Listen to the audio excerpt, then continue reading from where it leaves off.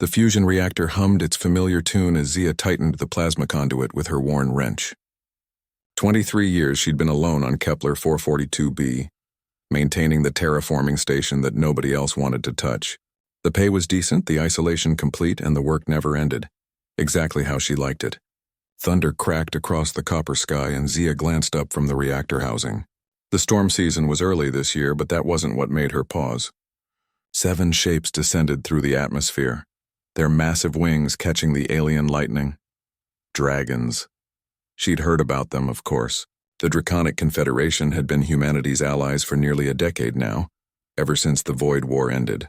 But she'd never seen one up close, especially not on this forgotten rock at the galaxy's edge. The dragons landed with surprising grace near her HAB module, their scales shimmering between deep emerald and midnight blue. As they shifted to their humanoid forms, Zia noticed something that made her chest tighten. They all wore the gray mourning bands of their culture.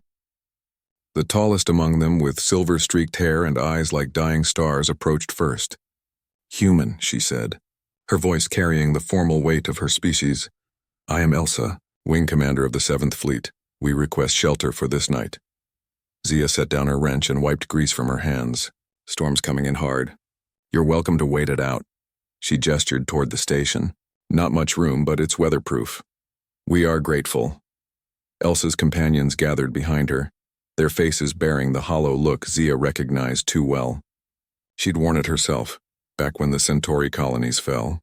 As the storm unleashed its fury, the 8 of them crowded into Zia's workshop. The dragons sat in a circle, their morning ritual requiring silence and proximity to their sisters.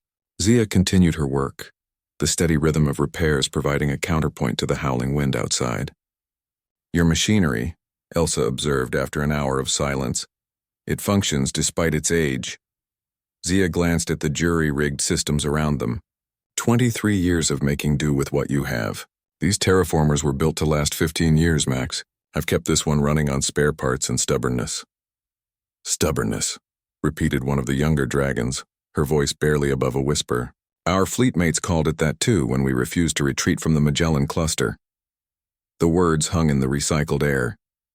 Zia had heard about Magellan, a Confederation research station overrun by the Void Spawn in the war's final days. The official report said there were no survivors. "Lost someone there?"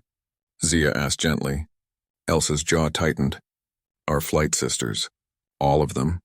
We 7 are what remains of a wing that once numbered 42. She stared at the fusion reactor's blue glow. They died buying time for the evacuation ships. Human ships carrying human refugees. Zia nodded, understanding the weight of survivors' guilt. They saved people. That matters. Does it? The youngest dragon's eyes flashed with pain. We live while they burn in memory. What purpose is there in that?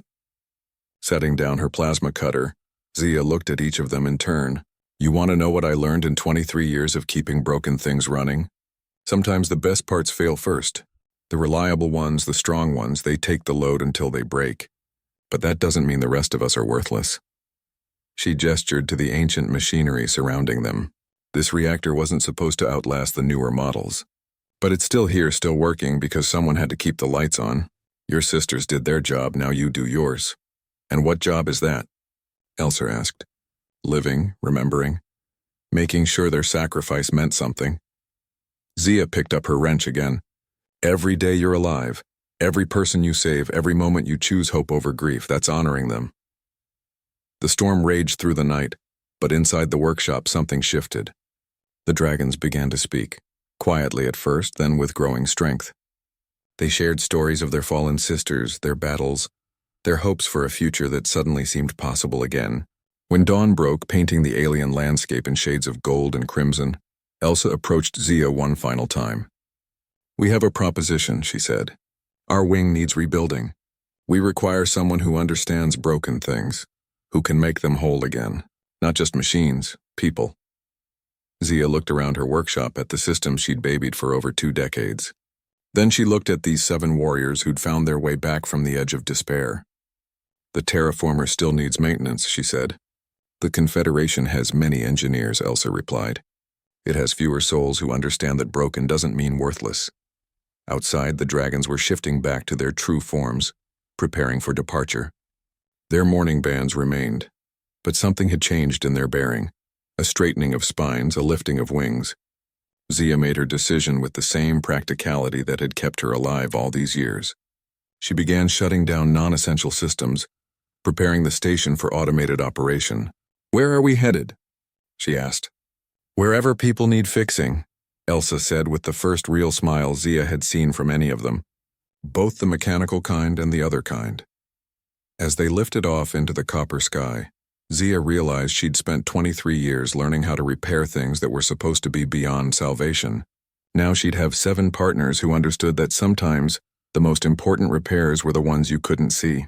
The fusion reactor hummed its familiar tune behind them, still running, still reliable. Just like the woman who'd kept it alive long enough to know when it was time to let go and trust in something new. In the end, that was the most human thing of all. The stubborn refusal to accept that broken meant finished, and the wisdom to know when fixing others was the best way to heal yourself.